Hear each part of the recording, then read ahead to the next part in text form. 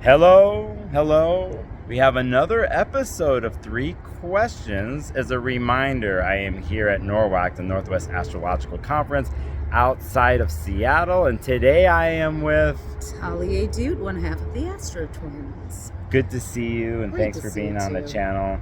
You don't know what the questions are. That's what I love about this. Surprise is Sagittarius. Yes, and my viewers do know the questions. All right, okay. So let's just jump right in.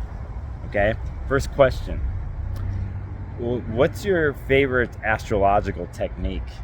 My favorite astrological I don't really think I have techniques so much as just going into the chart and letting it speak to me.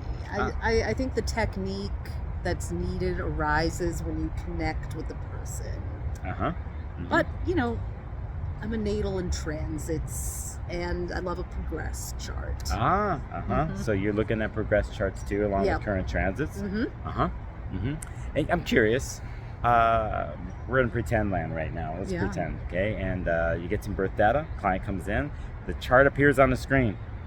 And so you're gravitating intuitively to something. Am I correct? It's like, it just starts talking to me, the chart. But I often start with the moon because I feel like that's where people kind of come in with their sensitivities. People before a reading tend to be a little on edge, a little nervous or excited. They're not sure what they're going to find out or hear. And so I always go to the moon sign to kind of, and maybe it's my Cancer South node there, but I'm like, what is the emotional energy that is going to make them feel relaxed enough to hear this information, And of course, I'll look at the aspects and sun, moon, the big 3, but I look at everything. Where are there stelliums? What houses are packed? What houses are empty?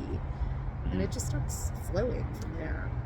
Interesting here for me listening to you because there's so many ways of doing this. I mean, we're at an astrological conference. There's 400 people here. I can ask questions, and they all their ways of doing things. But what I'm noticing here, from what you said, is you're putting the client first here, because you're looking at the moon to see how you can facilitate for them on an emotional level.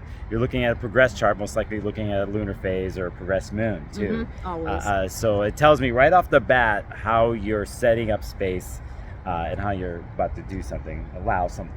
I'm looking for their highest self. I always look at the north and south nodes too. To me, those are like as essential as anything. People tend to come to me, maybe it's my Capricorn rising, 11th house sun, for readings that shine a light on possibilities. They're often at a crossroads, but they don't want to stay there. They don't want to be stuck in their pain. They're willing to do the work to get past whatever blocks there are, but they want to know how and the best way forward. And that's where I think I'm at my best as a reader. But like we know, change can be hard, and I have a lot of fixed energy in my chart too, so I understand that, and it's like you got to lay it out in a gentle way that's also exciting, and that's where I think the North Node really is like, your cosmic destiny. Speaking of the possibilities, right, too. I dig it, and I like a lot of what you said. I align with a lot of what you said, too. Again, you're talking about the nodes, which deals with the moon's nodes, so another moon connection. Yeah, that's true. I am very lunar, aren't I? Yeah, well, today you are, at least. I guess so, I mean, I do. I look at the progressed moon, I look at their natal moon phase, all of that. I feel you. Thanks for answering the first question. Oh, wow. Yes, such a long-winded Sag I am. I thought it was all 3. No, well, I was helping you, trying to draw out more. That was good. Gemini, our opposite signs are in action. This is what happens. We're drawing each other out. Second question. What is your earliest memory connected to astrology? I had a paper route in Detroit, Michigan when I was in 5th and 6th grade. And we used to have to open up the papers and put like the coupons in, and so it was right where the the section with the horoscope was. So I would look at my horoscope, I'd look at my mom's, my little sister, my dad, and like, I always thought that was so interesting.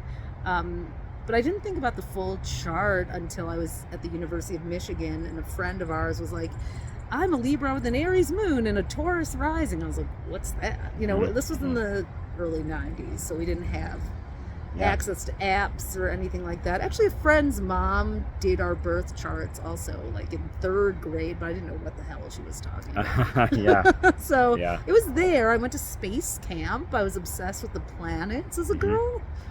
So there were signs. Yeah.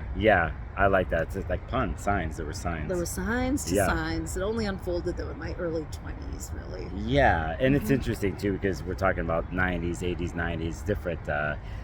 I want to know more. Like, where would you go? You know, and maybe you found yourself in the used bookstore, and there was a astrology, tarot, occult section. There might have been some books there, or it was a lot different back then. Linda Goodman's love signs. That's my intro. Is sun signs and love signs. You know, and I started with like constellations when I was a kid, attracted to Castor and Pollux, and some people know on this channel it used to be in the grocery store aisles with the tabloids would be the horoscope things. Oh yeah, the little star scrolls. I used to steal that stuff all the time. I used to steal it, so I miss that. I'm sitting in the line thinking, they need to add these again as the quick fix. The quick fix. Yeah, totally. So but yeah, no, thank you for answering the second question. Yes. Yeah.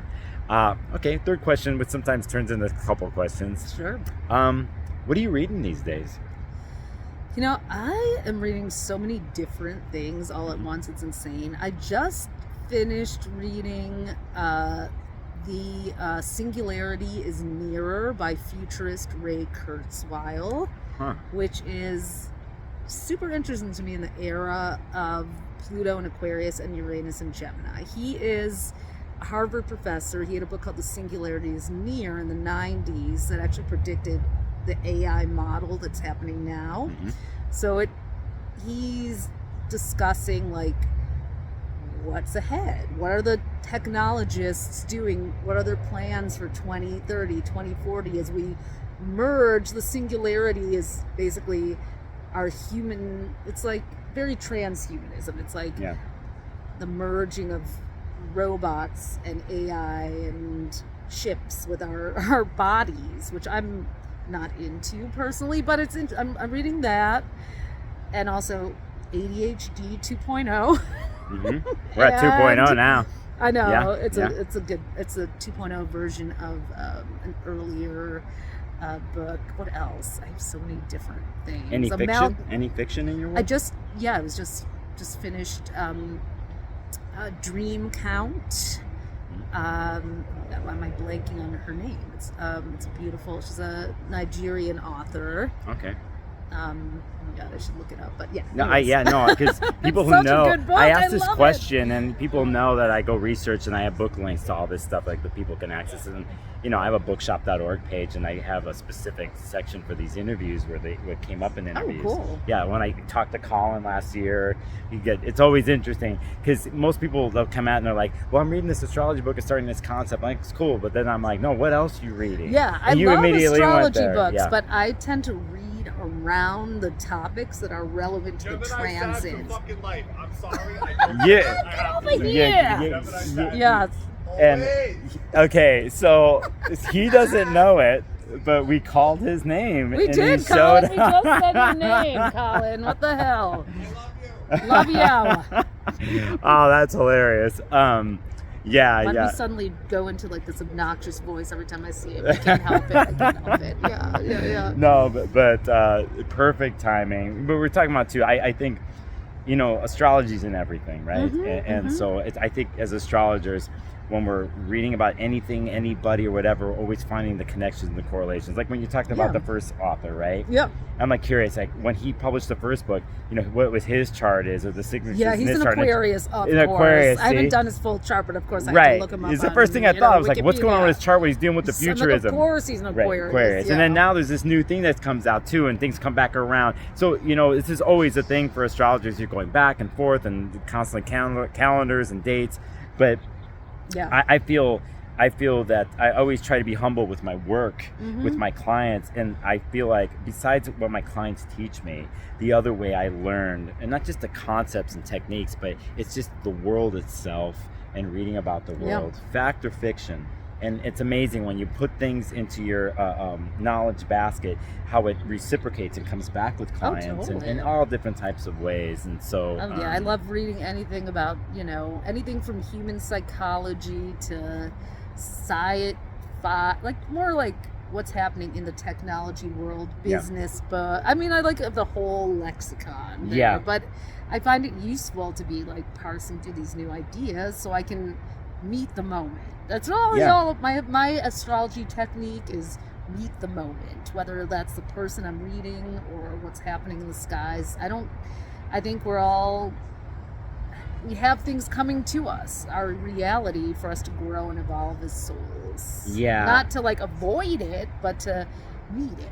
Yeah, you meet it, and it's kind of going into like whatever one wants to call their intuition or their path, because sometimes, a lot of times as humans, I think the biggest thing is we're always trying to find meaning, and there's times we feel connected and there's times we feel lost, right? Clients come to us in this thing, but I think it's understanding oneself in the moment, and when you know something, you're available for something to come to you, whether it's through the book or through an interaction with another person or whatever. I think is coming to terms with that, and everyone has their own story with this.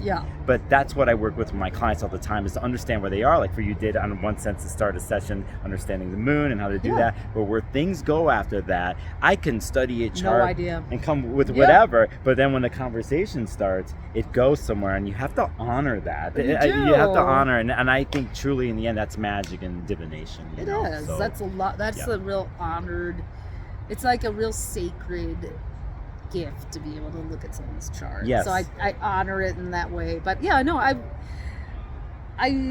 pull on a lot of techniques, but I'm not a very, like I love people who have like, I'm going to do Time Lords, I'm going to do, this dispositors and all that, but I don't feel like every time I try, it just like, for some reason I attract people who don't want as much of that. They just want me to say it in language that they want natal transits. They want to know who they are. I think well-seasoned astrologers are master translators in the end. It's amazing. Exactly. I'm like a gateway drug for a lot of people, and I'm fine with that. No, that's cool, and that's how it starts. We mentioned the books we have, or certain things, how astrology came to us. There's all gateway doors. Linda Goodman, people say whatever, but she was one of the biggest gateway drugs in the last 100 years for astrologers. So, is a so-called pop astrologer, but one of the massive New York Times bestsellers, massive $1 million check to write the. I mean, come on, it's like so. Anyway, I feel like we need to roll up a star scroll and smoke it. I see. I like the way you think, my friend.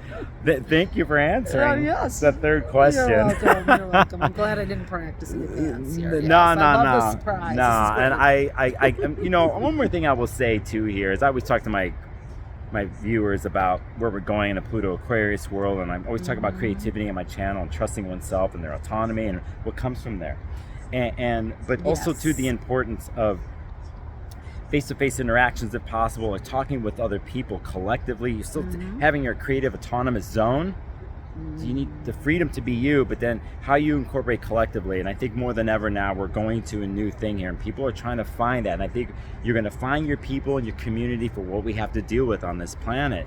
But again, that's a ritual. And when you do that with people, like you went free-flowing on this video, you didn't know the 3 questions, see where we went? The magic happened, And then we had a Gemini pop out of the bushes. You just never know what happens. There's really kind of this interesting like delineation right now in astrology, with like the very like technique driven astrologers and the ones who are a little more intuitive, free flowing. Not that we aren't both, but and I think that's fine. It's just like you can really see sort of this delineation going on. I just think it's kind of interesting. It's very interesting. I think it's a culture what we're doing because of the internet, what knowledge has become, along with being seen and transmitting the knowledge and wanting to be the expert and wanting to do some things.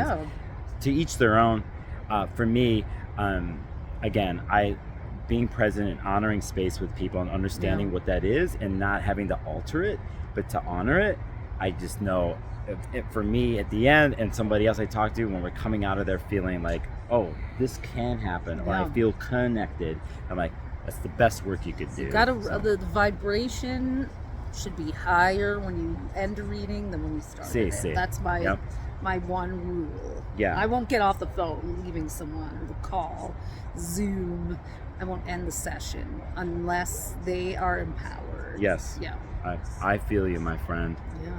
Well, great. What a good talk. Yeah, no, good talk. Thank you. Yeah, good chat. Thank you for coming on the channel. Where can people find out more about you? astrostyle.com is my website, and Instagram at astrotwins. Okay, and I'll put that copy down below. We had a very Mercury-Uranus thing that just happened there. Oh yeah. But the magic of technology, I'm gonna bring that into find a way. Yeah, bring that into what is that? Audition. Yeah. Yeah, audition. I use a couple of things. This out. Yeah, just yeah. But it's there on there. Okay, good. Wow. So yeah. Wow. Oops. Again, thank you. Yeah. Thank you. All right. That's great. Bye, everybody. Bye.